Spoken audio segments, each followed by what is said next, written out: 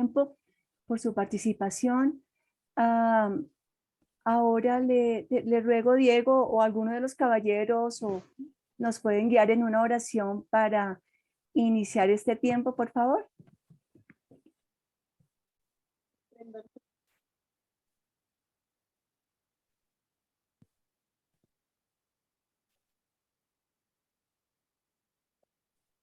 A ver, ¿quién nos ¿Alguien más quiere acompaña? hacerlo o lo hago yo?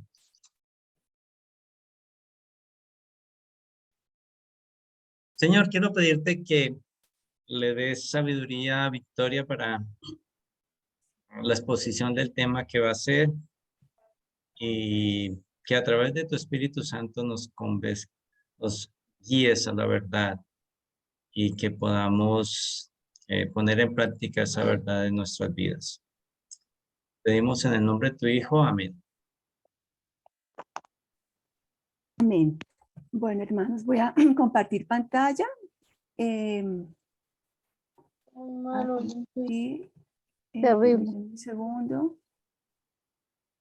Terrible. Saco la mano, pero no, que después para escucharlo. Por Sí favor, que me lo voy a indican. Hay decir otra micrófonos vez. prendidos, por favor. La familia Osorio. ¿Es tan amable? ¿Me confirma si están viendo la pantalla? ¿Si ven la presentación? Señor. Sí, Vicky, estamos viendo la presentación y por favor recuerden apagar sus micrófonos. Ok. Bueno, entonces, a ver, quería también dejar abierto. No, pues, creo que no voy a salir yo, pero lo importante es la presentación. No logro.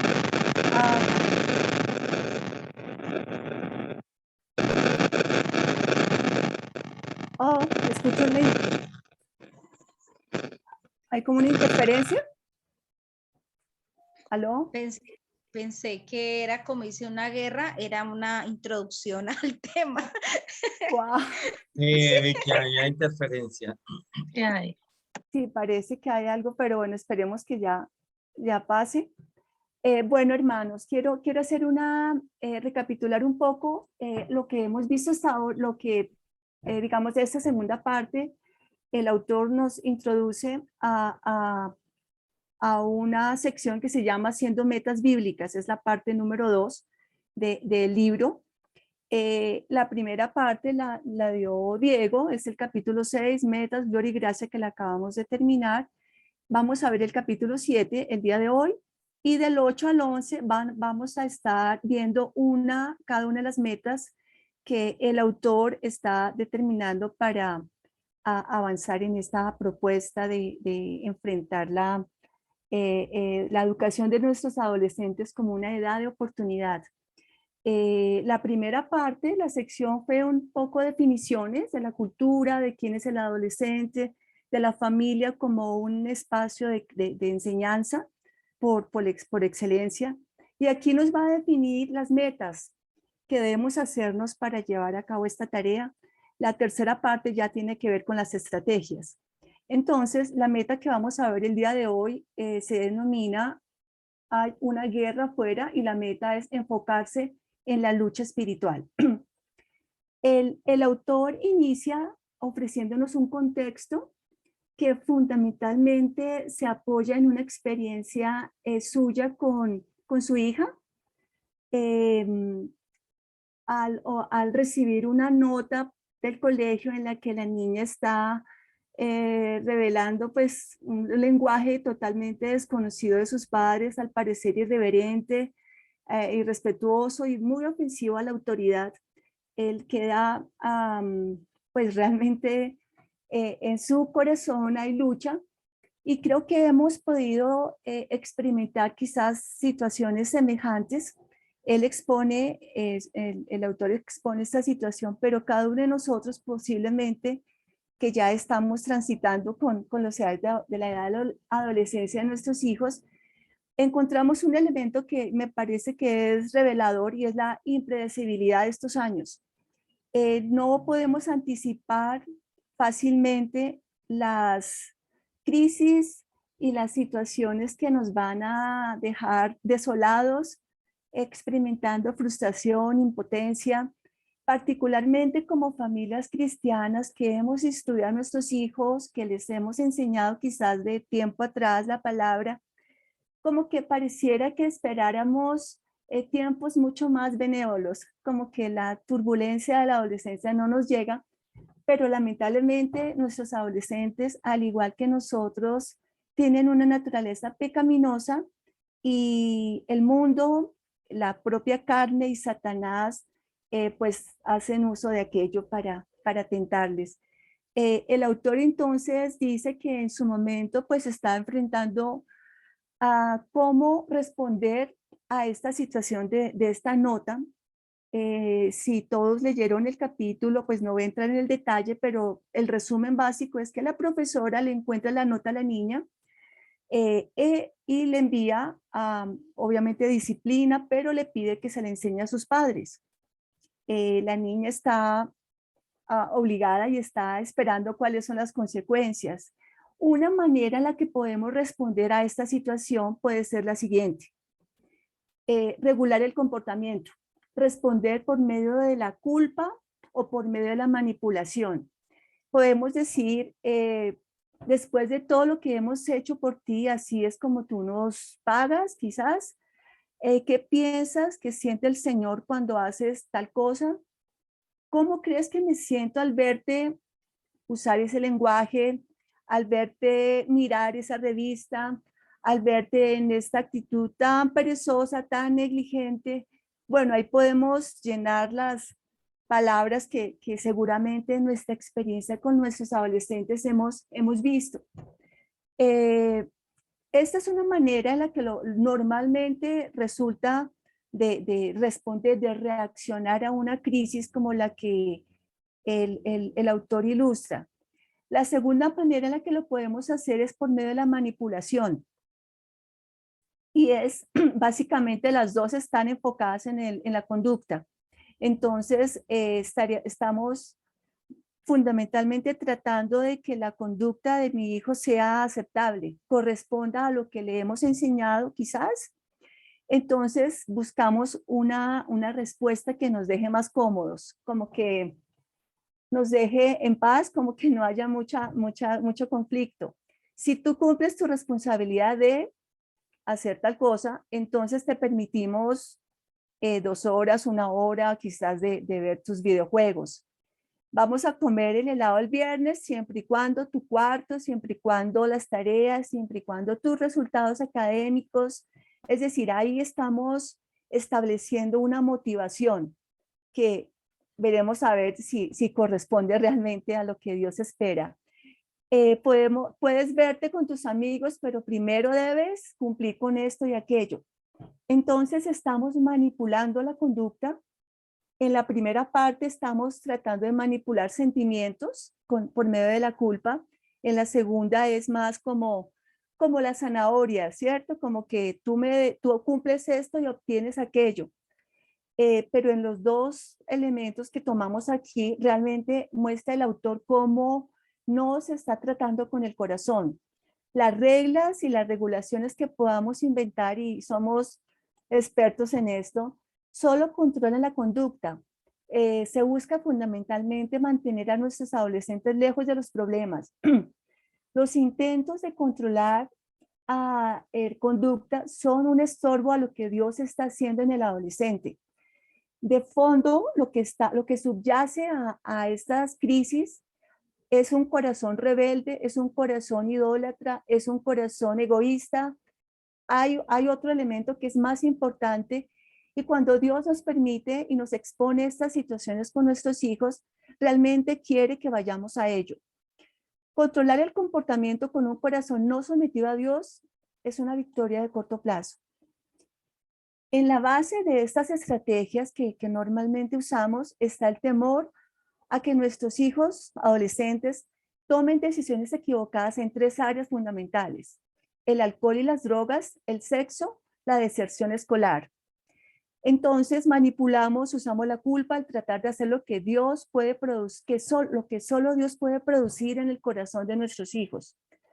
Realmente un poco pensando en esa perspectiva cínica en la que nos hablaba el autor en el primer capítulo, es decir, pensar que este alboroto de sus hormonas los va a llevar a esta situación. Entonces manipulamos, generamos un control, nos volvemos detectives, somos expertos en descubrir muchas veces lo que nuestros adolescentes esconden y creemos que es la manera como vamos a lograr un resultado, pero realmente podemos tener el control por un tiempo del corazón de nuestros hijos, pero realmente del corazón, no, perdón, de la conducta, del comportamiento, pero su corazón está absolutamente revelado y más aún se puede distanciar de nosotros.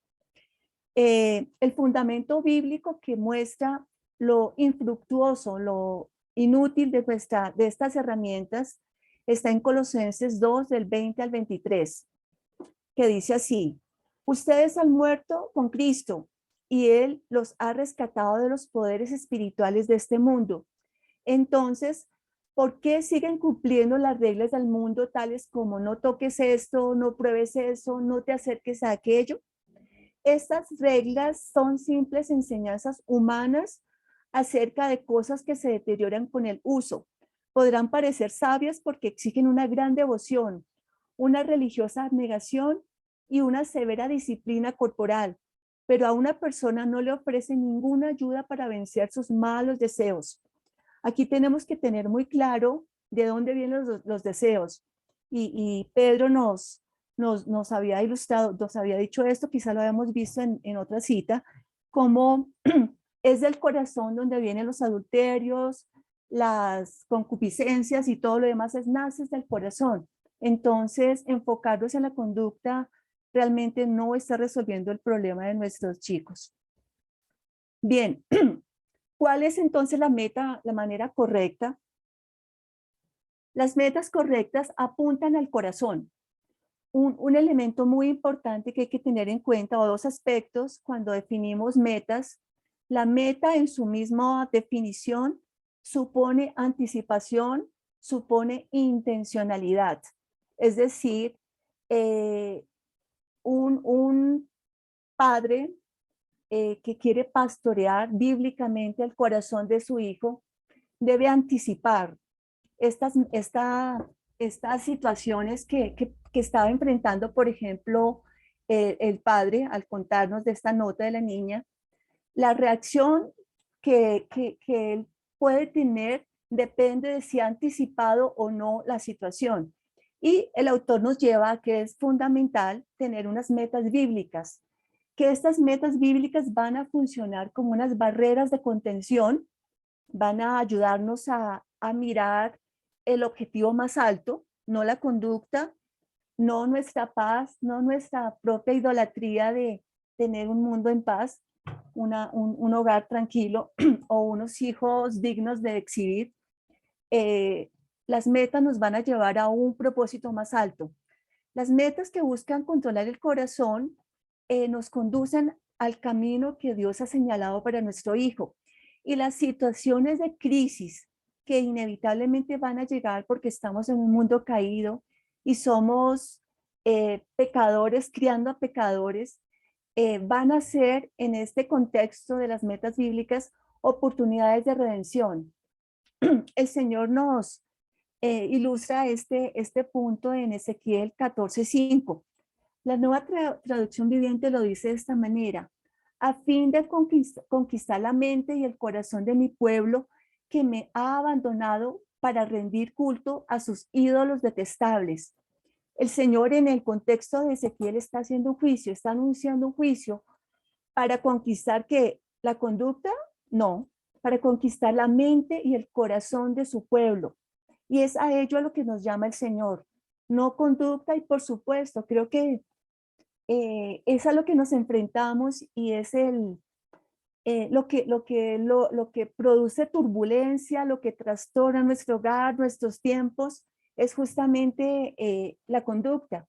Pero la conducta, el comportamiento, Las escaramuzas que vamos a ver son el síntoma de un problema mayor y es el corazón idólatra de nuestros hijos, como lo es el nuestro también. El autor entonces sugiere, y quise ponerlas literalmente porque me parecen muy interesantes,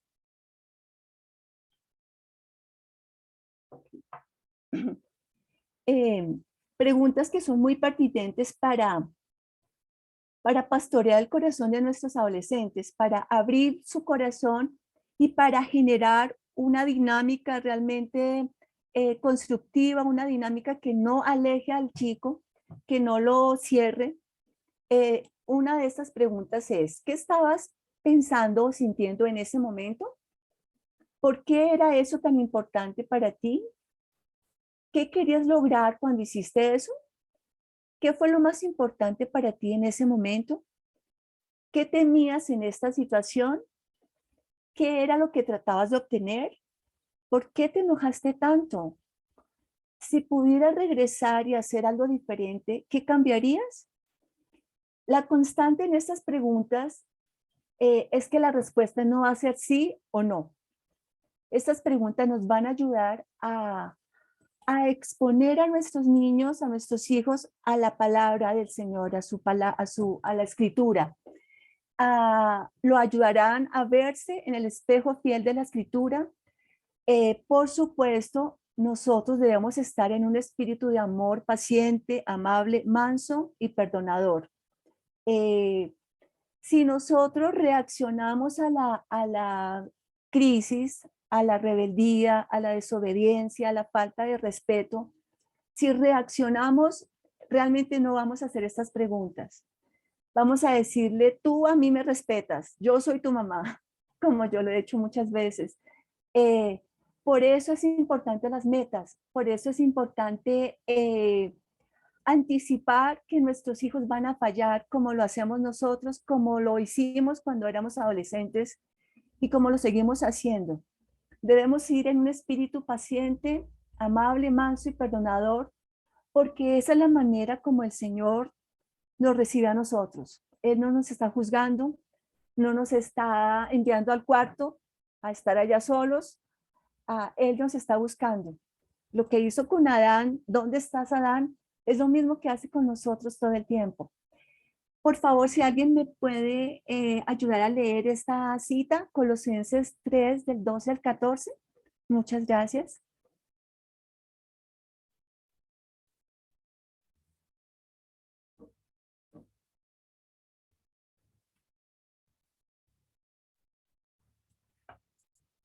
¿Están ahí, por favor? Un hermano o hermana que me ayude a leer Colosenses capítulo 3, del 12 al 14. Soportándonos unos a otros y perdonándonos unos a otros si alguno tuviera queja contra otro. De la manera que Cristo nos perdonó, así también háganlo ustedes. Y sobre todas estas cosas, vístanse de amor, que es el vínculo perfecto. Muy bien. Ese es el estado, el sentir que el Señor nos pone para interactuar con nuestros hijos. Parece un poco idealista, parece un poco distante, pero realmente el Señor es el que lo produce. Si estamos, y un poco lo que estábamos estudiando en las preguntas anteriores, si estamos reconociendo la posición que tenemos en Cristo, que el Espíritu de Dios está en nosotros y que en Cristo estamos completos, todas las cosas que pertenecen a la vida y a la vida nos han sido dadas por su divino poder. Si tenemos en esta perspectiva y si lo estamos creyendo, el Señor obrará sobrenaturalmente para que podamos expresar esa mansedumbre y quizás esta misma postura tranquila, amorosa y paciente más fácilmente va a quebrar el corazón de nuestros hijos, más fácilmente va a hacer que ellos se abran. El amor paciente, amable, manso y perdonador es el que el Señor nos ejemplifica permanentemente. Muy bien, entramos entonces en la meta. La meta 1, enfocarse en la lucha espiritual. Previamente, el autor nos lleva a una caracterización de nuestros adolescentes y señala dos cosas muy importantes, y es que ellos creen dos mentiras mortales. Perdón. Ellos creen dos mentiras mortales. Una tiene que ver con la prevalencia del mundo físico. Para ellos lo físico es lo real. El mundo material es más real que el espiritual. Y que este mundo es permanente. Nuestros chicos normalmente están muy enfocados en la ropa, en su imagen, en las amistades, en la música, en los deportes. Digamos, su perspectiva es muy física, es muy material. Son excesivamente materialistas. Su perspectiva vertical puede ser muy teórica, pero su experiencia y sus vivencias se desarrollan en el mundo físico.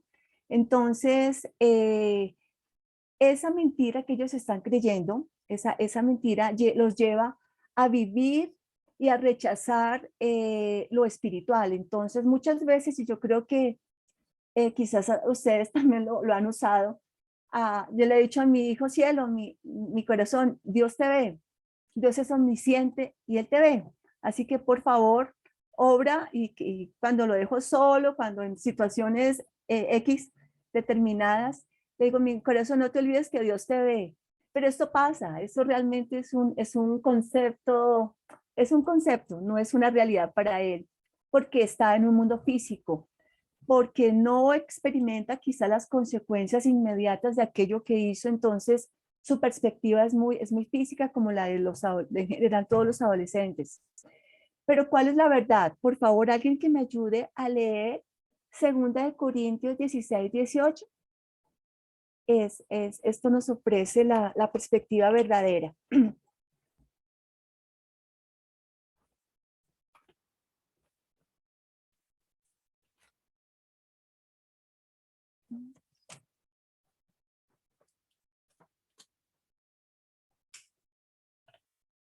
Bueno, voy a leerlo yo entonces, para que avancemos. Judo, ¿me confirma 2 Corintios 16? 16, 18, por favor. Gracias. Vicky, ¿qué capítulo? No Eh, llega el capítulo 13. No, es me el llega hasta el último. 13. Ujú. Ay, perdón, no puse el No pusiste el capítulo. capítulo. A ver si lo hallo por aquí. Yo creo que esta la encuentro fácil. Yo creo que es el 4, 2 Corintios 4, 16 al 18. En efecto, sí, señores, 4, gracias, se me borró, lo siento. Es capítulo 4. Gracias. Listo, te lo voy a leer en la nueva traducción viviente, Está bien. de 16 al 18.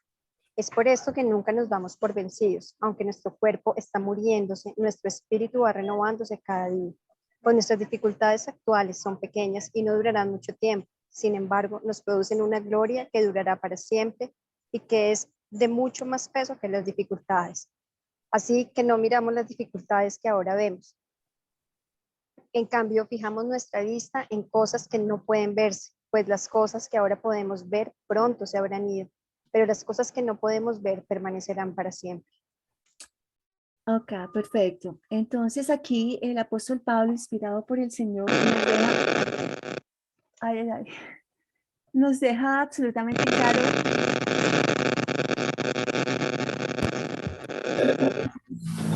A ver, voy a ver si es... Tal vez son mis audífonos, voy a quitarlos, me disculpan. Muy bien, aquí el apóstol nos está dejando muy claro cómo lo físico es temporal y realmente lo que permanece, lo que es eterno es lo que no podemos ver. Esto, por supuesto, es algo que incluso para nosotros es un desafío.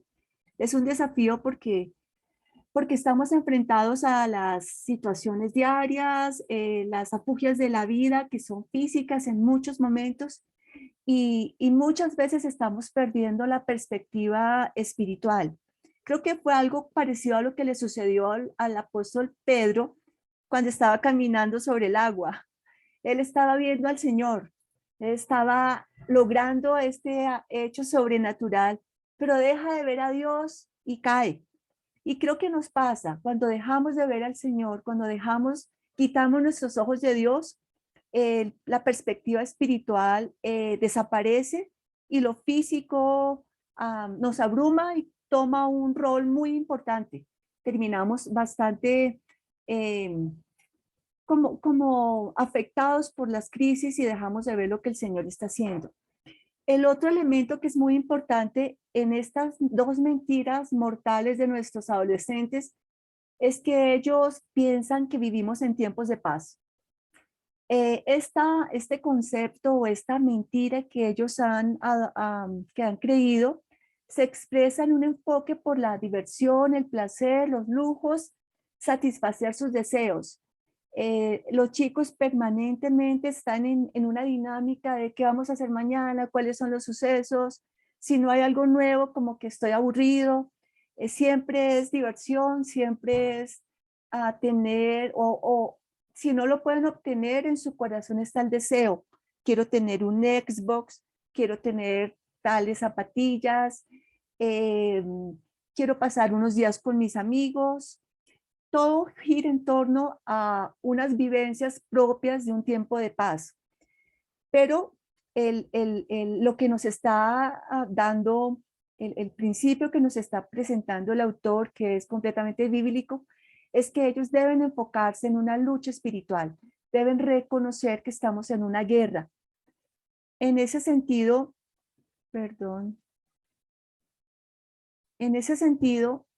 ¿qué debemos hacer? ¿Cómo enseñarle a ver la verdad? Todo empieza con nosotros. Debemos reconocer que también nosotros tenemos esta dificultad, estas mentiras también las hemos creído. Tenemos dos obstáculos en nuestra perspectiva. Uno, nosotros también tendemos a estar más preocupados por el mundo visible. En la crianza de nuestro chico nos hacemos toda una crisis nosotros por lo que perdieron, por las notas deficientes del colegio, por la manera como descuidan su ropa, por lo que comen o dejan de comer, lo que están escuchando, su cuarto en caos, etcétera. Le damos más importancia a esto que por los asuntos internos que Dios está revelando en aquello. Es decir, efectivamente, un cuidado desprolijo, una actitud así descuidada de su presentación, algo está revelando de su amor propio, de su identidad, de su aprecio por quién es, de lo que Dios está haciendo en él. Si hay notas deficientes, si está siendo irresponsable, pues ahí hay algo distinto a solamente esta evaluación que lo deja perdiendo una materia. Es más allá de esto. Entonces, cuando nos enfocamos en eso, perdemos el valor de lo que Dios nos permite ver que está sucediendo en el corazón de nuestros hijos. Bueno, el autor señalaba cómo el Salmo 73, el autor, el salmista, mostraba cómo la prosperidad del malo es como un sueño. Y esto deja claro cómo evidentemente lo visible es transitorio, es una ilusión, es realmente pasajero en relación con lo que es verdad, lo eterno. Y la segunda perspectiva, que es un obstáculo para poder enseñarles a nuestros adolescentes la verdad, es un mal entendimiento de lo que es la lucha espiritual. La cultura cristiana suele llevar la guerra espiritual al ámbito sobrenatural de posesiones demoníacas, exorcismos, manifestaciones extrañas propias de las películas de Hollywood. Creo que hemos caído en esa mentira. Creo que nosotros no vivimos cada día como si estuviéramos en una guerra. Creo que no nos ponemos la armadura, no estamos prestos a identificar las estrategias del diablo. Nos levantamos, nos vestimos y empezó el día como normal, sin entender, hoy hay otra lucha. Muchas veces a mí me ha sucedido, tengo un tiempo de estudio temprano, cuando mi hijo estaba en casa, ahora está fuera en colegio, pero él hasta el año pasado estaba estudiando en casa, lo educaba en casa. tenía mi tiempo devocional y luego me encontraba con él y la guerra empezaba tan pronto nos encontrábamos en el desayuno. Ahí ya se libraba una escaramuza y yo decía, pero ¿qué pasó? Si ya tuve mi estudio bíblico, ya oré, como chévere, fue un buen tiempo, pero realmente nunca o no, en muchas oportunidades no abordaba el día, la vida, las relaciones con una guerra. Y definitivamente eso nos lleva a transmitir esa mentira también a nuestros hijos. Creo que ellos adoptaron esta mentira mucho por la manera como nosotros lo modelamos. Esta perspectiva errónea no nos permite aprovechar las oportunidades diarias para recordar a nuestros adolescentes la lucha espiritual presente en cada situación de nuestro mundo caído. La perspectiva bíblica básicamente dice, la vida es una guerra. En este contexto, entonces, el objetivo es ver la realidad espiritual que subyace en cada situación de la vida. Una mirada por encima del sol, básicamente. El libro de Eclesiastés, que no lo vamos a leer, pero lo dejo señalado allí para que lo tengamos en cuenta, dice alguna de las citas de los versos de este libro bello. Dice, vanidad de vanidades, todo es vanidad, y lo presenta dentro del contexto de una mirada por encima, de una mirada por debajo del sol, perdón, de cómo todo es infructuoso cuando no estamos teniendo en cuenta a Dios. La vida se vuelve banal si nuestra perspectiva no es espiritual. Entonces, el objetivo fundamental es poder tener esta mirada espiritual de cada situación, de cada crisis, de cada conflicto que estamos experimentando. Por supuesto, también de los tiempos de regocijo. El campo de batalla de esta guerra es el corazón de nuestros hijos y el fin que se persigue es el control. Y fijémonos, por favor, que finalmente es un objetivo que también persigue el enemigo. El enemigo quiere controlar el corazón de nuestros hijos, pero el Señor nos llama también, por encima de cualquier cosa, debemos guardar, bueno, la cita dice, por encima de todos, hijo, dame tu corazón. Creo que se lo dice Salomón al hijo, creo que está en Proverbios. Por encima de todo quiere conquistar el corazón de su hijo. Y es el mismo objetivo que tiene Satanás. Y básicamente, ¿cuál es el motivo? Porque del corazón mana la vida. Si controla el corazón, controla la vida. El escenario es variado, es el cuerpo de Cristo, en la relación matrimonial, en la relación con nuestros hijos, en la relación con nuestras autoridades, etc. El escenario cambia, pero la guerra es una realidad. Por favor, alguien que pueda ayudarme a leer Efesios 6 del 10 al 18.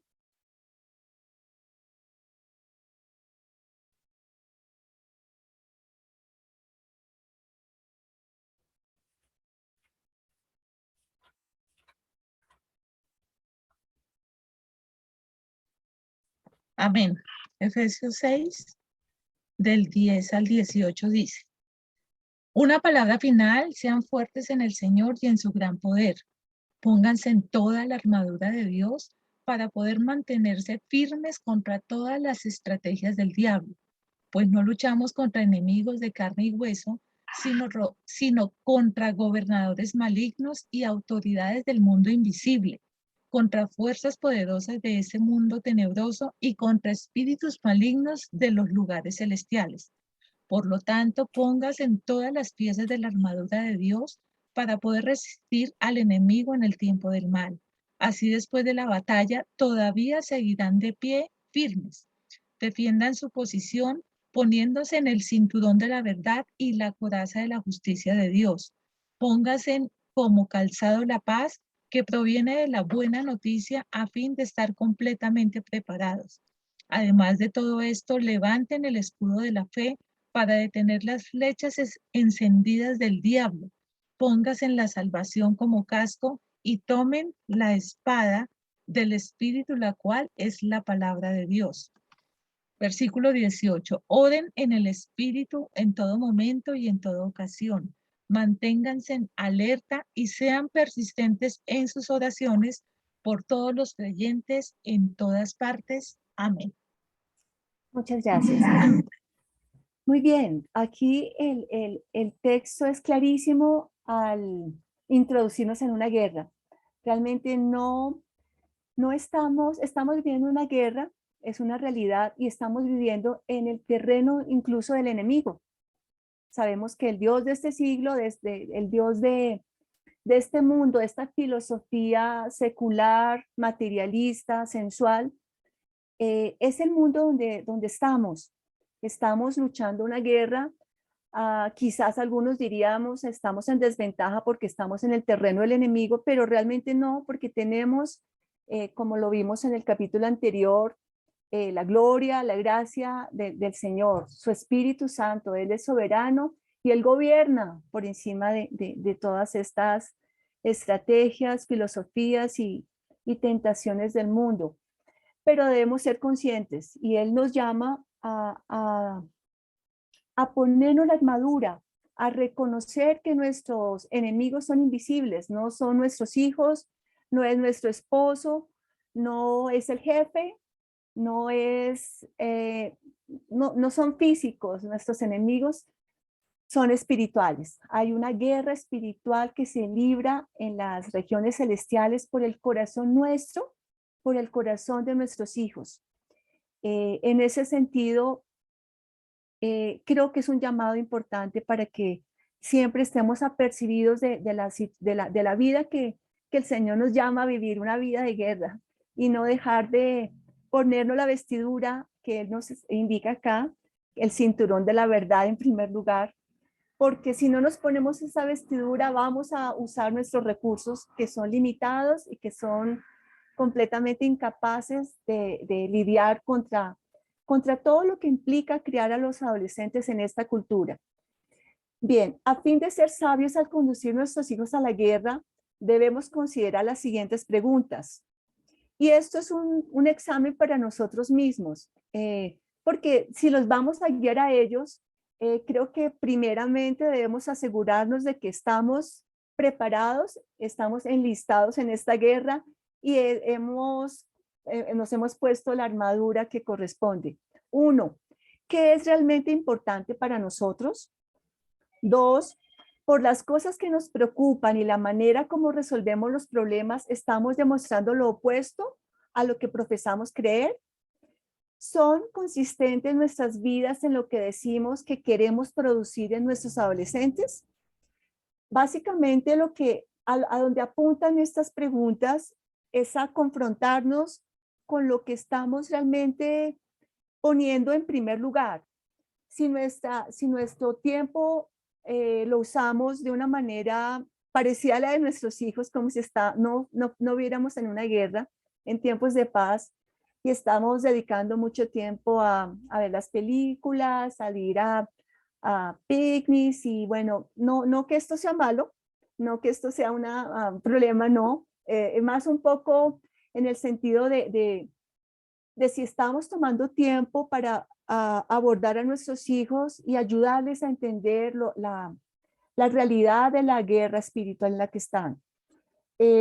Muchas veces estamos a nuestros hijos enviándole un mensaje equívoco en el sentido de, por ejemplo, hacer toda una escena gigantesca, toda una crisis porque rompieron el pantalón, porque perdieron el Tupperware del agua, que por supuesto, obviamente ellos deben ser responsables, pero muchas veces los sobredimensionamos en contraposición a temas de carácter, a temas de reverencia bíblica frente al Señor, frente a cómo maneja su tiempo con Dios, frente a disciplinarlo en estudiar las escrituras. Como que muchas veces podemos hacer un énfasis distinto que transmite a nuestros hijos una verdad como confusa. En ese sentido, creo que es importante pues que cada uno nos examinemos en esas preguntas a fin de de ver cómo corregir y cómo el Señor nos ayude a ser consistentes y ser realmente, pues no somos los modelos ideales, ¿no? Realmente es Cristo, pero que seamos más consistentes e íntegros en esta tarea. Algo que nuestros adolescentes deben saber en este contexto de la lucha, de la guerra espiritual. Primero, ¿quién es el enemigo? Y por tanto, ¿quién no lo es? Creo que todos hemos enfrentado en muchos momentos de crisis una pugna personal, muchas veces su desobediencia, muchas veces su falta de respeto, su rebeldía, lo tomamos de una manera personal. Y esas preguntas que hicimos atrás cuando estábamos modelando conducta, le sugieren al hijo que el enemigo es él y que yo soy su enemiga también. Entonces, creo que es importante hacerle saber quién es el verdadero enemigo. Y sabemos por la escritura que nuestros enemigos son nuestra propia inclinación pecaminosa, Satanás, que anda como el león rugiente viendo a quién devorar, el mundo y sus filosofías. Y claro, Satanás tiene una huestes de demonios que actúan por ahí. Entonces, creo que es importante que ellos puedan entender que el enemigo no es su padre, no es su madre, no es aquel que le está poniendo un estorbo a su pecado, que estorba sus deseos, sino que realmente el enemigo es otro. Segundo, es importante que que ellos puedan entender, que les enseñemos cuáles son las armas de esta guerra y cómo usarlas. Si bien el autor no entra a detallar un poco las armas de la guerra, creo que Efesios sí nos da los elementos claves de la guerra, de las armas de esta guerra, y nos enseña cómo usarlas. Y el punto de partida que Pablo señala aquí en Efesios, en esta carta, es la verdad.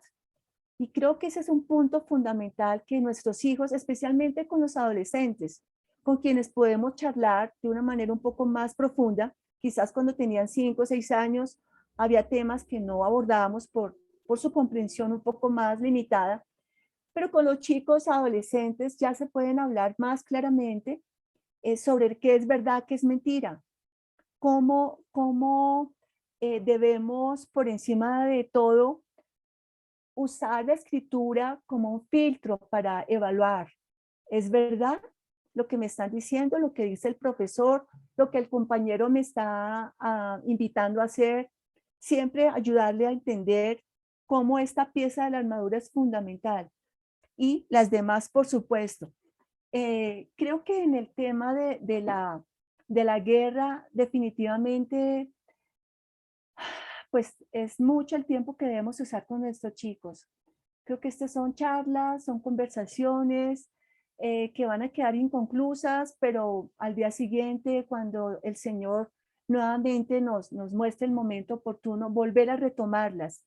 No dejar de ninguna manera temas inconclusos, no permitir que nuestros chicos se cierren, sino que es importante buscar el momento en dependencia del espíritu, orar y ser creativos para buscar tener charlas significativas sobre estos temas.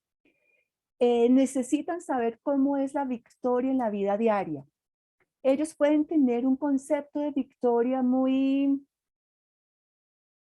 propio de las películas de Marvel, de superhéroes, victorias en las que el enemigo termina muerto por la potencia de su contrincante, y quizás pueden tener una imagen de sentirse bien, sentirse exitosos como elementos de la victoria en esta guerra. Pero realmente la victoria muchas veces puede tener un sabor amargo o puede tener un sabor un poquito desconcertante. Cuando ellos enfrentan en su colegio discriminación porque no se unen a un grupo que está tomando una decisión incorrecta, quizás va a ser rechazado. Pero a la luz de la escritura, a la luz de la palabra del Señor, esa es una victoria que le produjo tristeza, sí, pero realmente esto agradó al Señor y él va a ser fortalecido o en otra oportunidad que enfrentar algo semejante. Entonces creo que tenemos que charlar con nuestros chicos de cómo es la victoria en Cristo. No es la popularidad, no es un poco lo que el mundo está mostrando. Entonces ellos deben ser instruidos también en esto. El objetivo primario de esta instrucción es para que ellos vivan conscientes del mundo espiritual.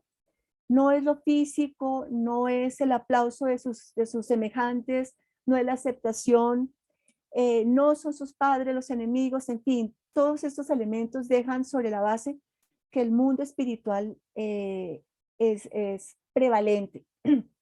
Nuestra meta como padres debe ser que nuestros hijos existan en el mundo de lo que se ve, pero que vivan por lo que no puede ser visto, tocado o saboreado. Parece difícil, pero el Espíritu Santo y la gracia del Señor están obrando. Muchas veces no vamos a ver muchos resultados, pero esto está sucediendo en lo invisible. De la misma manera como nuestros enemigos son invisibles, muchas de las cosas que ocurren en nuestros hijos ocurren internamente y aún no podemos ver esas decisiones que nos harían aplaudir. Es importante entender que la guerra espiritual, en este contexto que acabo de señalar y que nos muestra el autor, la guerra espiritual es el escenario y es también la trama misma de nuestra vida. Es decir, todos los momentos que estamos experimentando en el colegio, en el trabajo, en el hogar, en los diferentes espacios son escenarios de la guerra, pero lo que vivimos también es la propia guerra. No hay una separación. Y eso nos hace mucho más conscientes de la relevancia de tener claro este concepto de la guerra espiritual. El autor pasa luego a señalar cuáles son las cualidades que debe tener un guerrero espiritual. Es decir, necesitamos, si somos conscientes de que estamos en una guerra, y queremos, por supuesto, que nuestros hijos no cedan a la tentación, y no ceder implica, tienen que luchar. Tienen que luchar primero contra su propia carne, tienen que luchar contra las filosofías contrarias, tienen que luchar contra el diablo que va a usar estos dos elementos para hacerles caer, para tentarles. Entonces, debemos trabajar para desarrollar unas cualidades en nuestros hijos. Vamos a ver cuáles son. 1, que tengan un temor de Dios genuino e interno. Ese es el fundamento de la vida espiritual, la presencia de Dios, su voluntad y su gloria. Proverbios 1:7 establece este fundamento. Proverbios 1:7 dice, voy a leerlos. El temor del Señor es la base del verdadero conocimiento, pero los necios desprecian la sabiduría y la disciplina. El temor del Señor es el verdadero conocimiento. Aquí, por supuesto, nos lleva a reconocer soberanía, suficiencia. En el Señor, Romanos 11:36 dice, de Él son todas las cosas, por Él existimos. Es decir, el temor al Señor no tiene que ver con miedo, tiene que ver con el reconocimiento de la soberanía, del control, de mi absoluta dependencia en Él, de mi razón de existir, que es para Él, para su gloria. El entendimiento de esta verdad mayúscula, porque va de la mano con lo que en su momento el Señor ordenó por medio de Moisés al pueblo de Israel, y que sigue siendo un mandato para nosotros, amar a Dios con todo nuestro corazón, con toda nuestra alma, con toda nuestra mente, con todas nuestras fuerzas. De esto tiene que ver, de tener un temor a Dios de tal manera que nuestras decisiones, las motivaciones, la razón por la que tomamos decisiones y lo que nos motiva debe ser la gloria del Señor. Es el fundamento primario. El segundo se deriva del primero y es la sumisión a la autoridad. Debemos enseñar a nuestros hijos a reconocer la necesidad de la autoridad ordenada por Dios y la importancia de su sumisión voluntaria a ella. Creo que este es un elemento fundamental. La primera autoridad a la que nuestros hijos están expuestos somos nosotros como padres. Y creo que la dificultad para la sumisión es nuestra falta de perseverancia. Desde que los niños son chiquis, hemos consentido que nos desobedezcan, hemos consentido actitudes con desdén, digamos, con un poco de falta de respeto. Esto lo hemos consentido, no hemos sido perseverantes en demandar un respeto y una sumisión a nuestra autoridad. Entonces los chicos crecen con esta rebeldía. No que la hayamos producido porque esto va en su corazón, nacen con una inclinación al mal y por tanto a hacer su voluntad, a desobedecer, a que todo sus necesidades sean satisfechas. Entonces creo que este punto es fundamental y sin lugar a dudas es un gran desafío en esta etapa, porque si fallamos, como muy probablemente nos sucedió, y lo digo de manera personal, no logramos en los tiempos de infancia consolidar este respeto a la autoridad y esta sumisión voluntaria y agradable, ¿no? Una sumisión que desea seguirse. Entonces en la adolescencia vamos a lidiar con lo mismo, pero un poquito más fuerte, porque ya los chicos están un poco sintiéndose más autónomos, más sabios, se creen más sabios que los padres muchas veces, entonces la sumisión va a ser más difícil. Sin embargo, creo que no hay edad, dice el autor, no hay edad para aceptar que los hijos no se sometan a sus padres.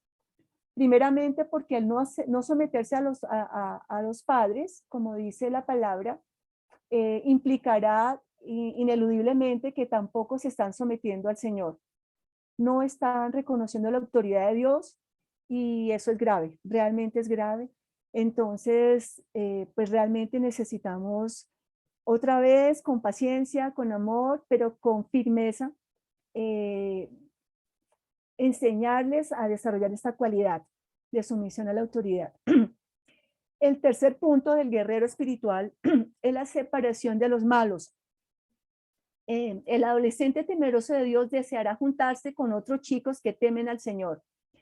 Si vamos a los proverbios, creo que hay una gran ilustración, siempre hay una contraposición entre el bueno y el malo, o allí lo llama entre el sabio y el necio. Definitivamente el sabio va a escuchar el consejo, el sabio va a seguir la instrucción de su padre, va a escuchar el consejo de su madre, va a reconocer la autoridad de la palabra, va a reconocer la importancia de escoger sus amistades sabiamente, va a reconocer lo que dice el Salmo 1, que es bienaventurado el que no sigue ese camino del malo, del necio, el que va por el camino del malo, el que se sienta con el escarnecedor y demás, sino el que se deleita en la ley del Señor. Hay siempre una contraposición, hay dos decisiones, o sigo al que teme a Dios o me junto con los impíos. Y es fundamental, y lo digo de manera personal, en la experiencia que tengo de mi hijo entrar a colegio, ese ha sido uno de los elementos más complejos de este ingreso al colegio.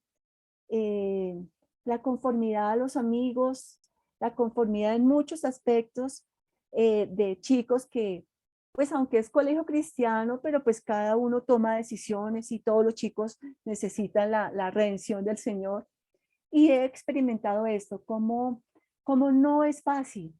No es fácil para estos chicos decirle no a un amigo que no es buena influencia porque resulta que es el que juega más fútbol y yo juego fútbol con él y nos identificamos en otras muchas cosas.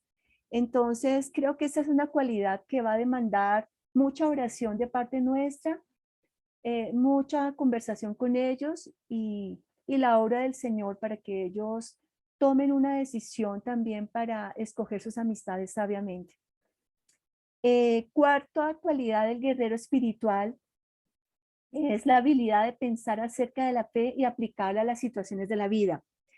Dice el autor, lo tomo casi literal, debemos disciplinar a nuestros hijos a pensar bíblicamente, a interpretar todos los asuntos de la vida desde una perspectiva bíblica.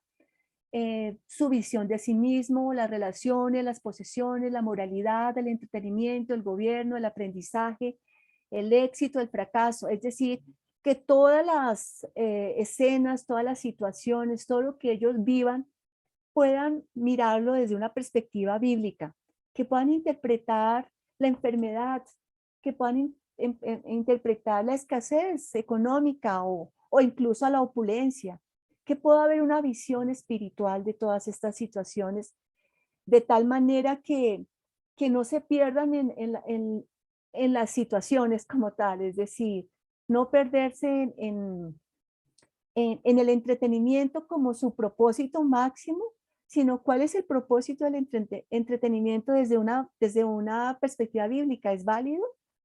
¿Cómo debo asumirlo? ¿Cuáles son los límites? ¿Cuál es digamos, los criterios con los cuales yo selecciono un entretenimiento u otro? ¿Puedo discernir si ese entretenimiento me está ayudando a fortalecer mi fe o realmente me está mostrando unas filosofías extrañas que debilitan mi fe? Ayudarles a entender esto otra vez demanda tiempo, demanda mucha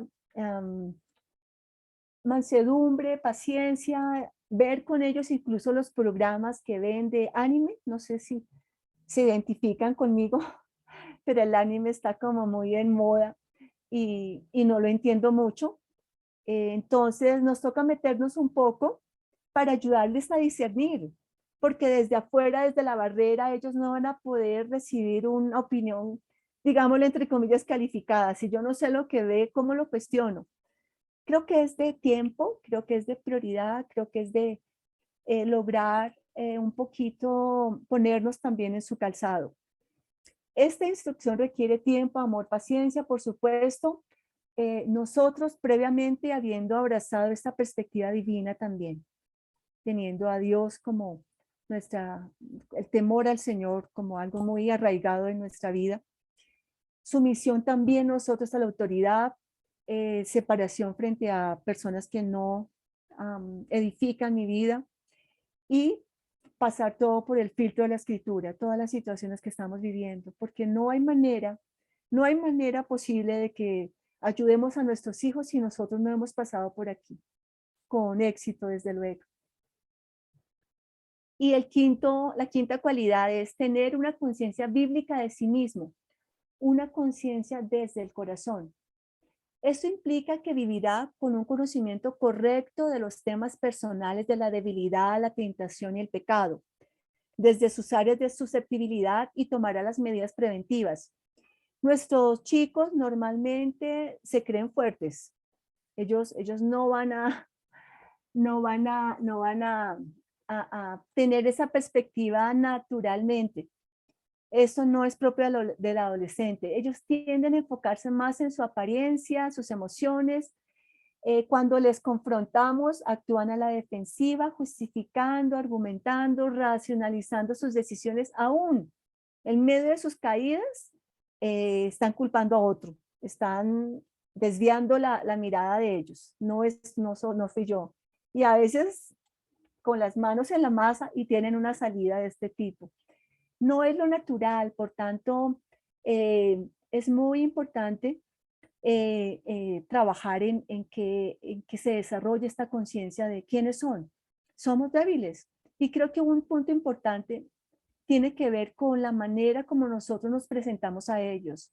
Si nosotros también pedimos perdón cuando caemos, si reconocemos nuestra vulnerabilidad también en muchas de las áreas que ellos la tienen, si les pedimos perdón porque muchas veces les estamos disciplinando de manera que provocamos ira, porque no somos justos.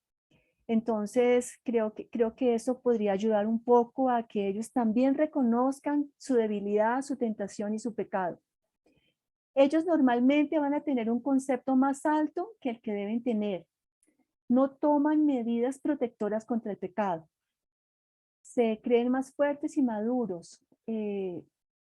La caída los toma por sorpresa. Caen y ya están totalmente expuestos. Entonces, otra vez, importante, muy importante trabajar en estas cualidades con un espíritu manso, con una disposición también de confesión propia, cuando caemos de arrepentimiento genuino y digamos, creo que eso va a ayudarles a abrir también su corazón. ¿Cómo ayudarles? A ver, el autor señala 2 elementos fundamentales. ¿Cómo ayudarles a desarrollar esas cualidades? Primero, ayudarles a ver con anticipación el camino de la vida, viendo dónde les puede golpear la tentación y enseñándoles cómo evitarla. Crecerán en conciencia, el resultado de esto les ayudará a crecer en conciencia de sí mismos, apreciarán la gracia y la misericordia de Dios, y el otro resultado, empezarán a ver a sus padres como recursos de Dios para ayudarles a pelear las batallas más importantes de la vida. Creo que una de las tareas más importantes que tenemos nosotros como padres, creo que en un libro de Charles Swindoll, de la crianza de los hijos, de sobrevivir a prosperar, él señalaba este principio. Una de las tareas más importantes es ayudarles a nuestros hijos a conocerse. Y para ello nosotros debemos conocerlos. Nosotros en esta interacción tranquila, amorosa, vamos a identificar, nosotros como padres sabemos dónde son dónde mi hijo es más vulnerable, cuáles son aquellas áreas en las que mi hijo puede ser más tentado con mayor riesgo. Entonces creo que es importante ayudarle con una anticipación sabia a ver esas áreas y ayudarle a tomar las medidas para enfrentarlas. Esto con el tiempo va a desarrollar en los hijos esta conciencia, este aprecio por la gracia de Dios y va sin duda a generar una relación mucho más bella con sus padres, al verlos como unos recursos de Dios. El segundo punto que señala el autor para desarrollar esas cualidades es: en tiempos de lucha y fracaso, debemos hablar, preguntar, evaluar, involucrarnos e interactuar con nuestros adolescentes, esperando que Dios usará estos momentos de oportunidad. Creo que esto es fundamental. El autor es reiterativo en este punto, pero no porque sí, creo que tiene sentido, tiene mucho sentido, porque tendemos a reaccionar con juicio, no a conversar, sino a señalar y muy prontamente a señalar a anunciar el castigo, la consecuencia. Bueno, llegamos a las conclusiones de manera muy general, no entro en detalle. Primero, como padres debemos trabajar al nivel de los deseos de los corazones de nuestros adolescentes. Debemos pastorear con el tipo de cuidado fiel y atento que recibimos de nuestro Padre Celestial. Nuestro amoroso Señor nunca pierde los estribos, nunca nunca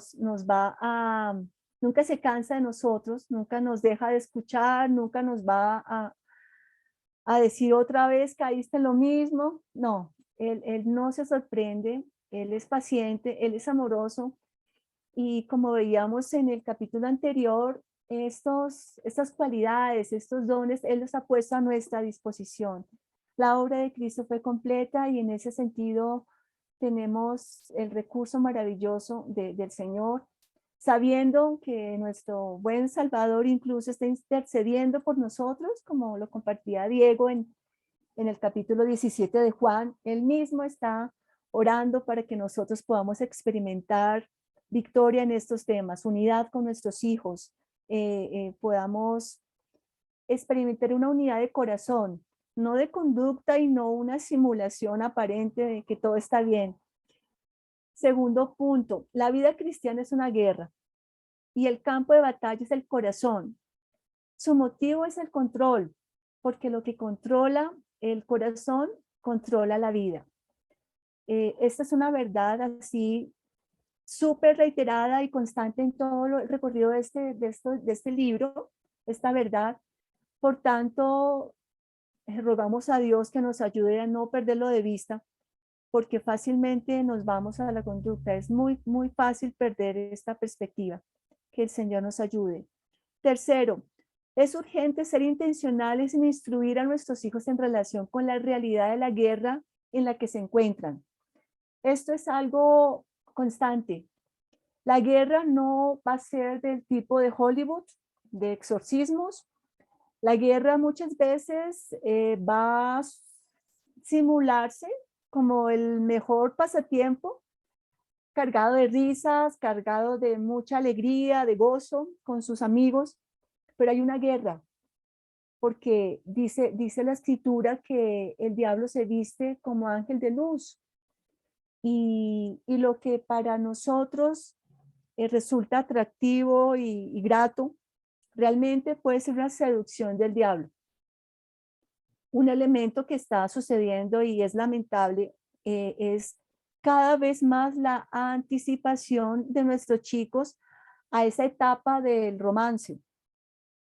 Chicos muy jóvenes y ya empezando en relaciones de este tipo, cuando podemos confrontar, exhortar a nuestros hijos sobre una situación, una decisión que esté caminando en este orden, ellos no van a ver esto como si fuese una guerra, porque le están pasando bien, porque sus emociones se están siendo alimentadas, porque pasa gratos tiempos con la niña o con el niño, porque recibe un detalle, porque le dice palabras lindas, pero ahí hay una guerra que no la puede ver. Él no la puede ver, entonces somos nosotros como padres que debemos ser intencionales para ayudarles a ver cuáles son las formas en las que el diablo actúa, a ver sus estrategias, a ver cómo el mundo y su filosofía ha trastocado los valores, las verdades, cómo nos engaña, cómo las redes sociales, por ejemplo, han generado toda un narcisismo colectivo, y ellos caen allí también exponiendo fotografías y mostrándose. Y todo esto hace parte de una filosofía que quiere capturar el corazón de nuestros hijos. Y resulta más complejo en la medida que responde a una inclinación propia de sus corazones, como lo fue para nosotros y lo sigue siendo, quizás en unas áreas distintas. Cuarto punto, como conclusión. Debemos desarrollar en nuestros adolescentes las cualidades de un guerrero espiritual desarrollar en nuestros adolescentes las cualidades de un guerrero espiritual demanda dependencia total en la sabiduría divina, tiempo, paciencia, perseverancia y un amor genuino por nuestros hijos. Definitivamente no es una tarea fácil. Crear hijos, decía un autor, James Dodson, no es para cobardes. Es una tarea gigantesca porque estamos creando hijos para el reino. Recordemos que nuestros hijos son hijos del reino, son hijos del pacto, porque los hijos que Dios nos da, la principal tarea que tenemos como padres es ser instrumentos de Dios en el plan de redención de sus corazones. Más allá de tener excelentes estudiantes, más allá de tener los deportistas más destacados, más allá de lograr, qué sé yo, los logros que puedan tener nuestros chicos, todo esto es pasajero. Tiene su valor, sin duda, pero es pasajero frente a la eternidad.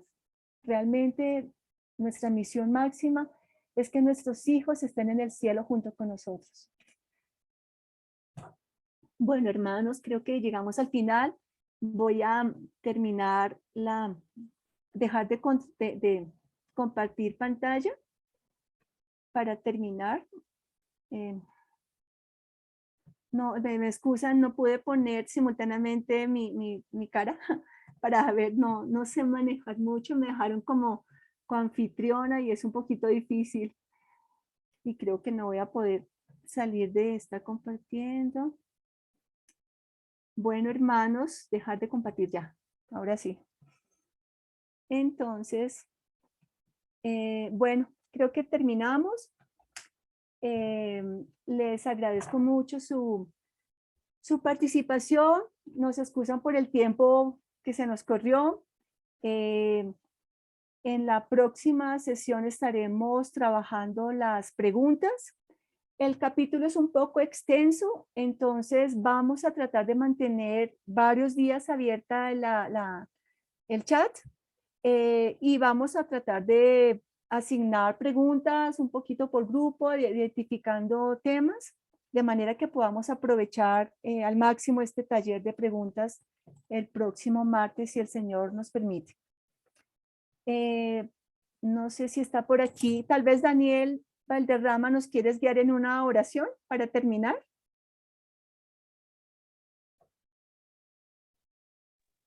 Claro que sí, por Muchas supuesto. gracias. ¿Me Muchas escuchan bien gracias. ahí? Perfectamente, Daniel, gracias. A ti, gracias. Señor, queremos agradecerte por tu inmensa misericordia, Padre, al preparar este tiempo para que nuestros corazones cada día se convenzan más, Señor, de nuestra profunda necesidad de ti, Señor, de tu guía. Está escrito en tu palabra, Señor, que apartados de ti nada podemos hacer, Señor, y hoy estamos más conscientes que nunca, Señor.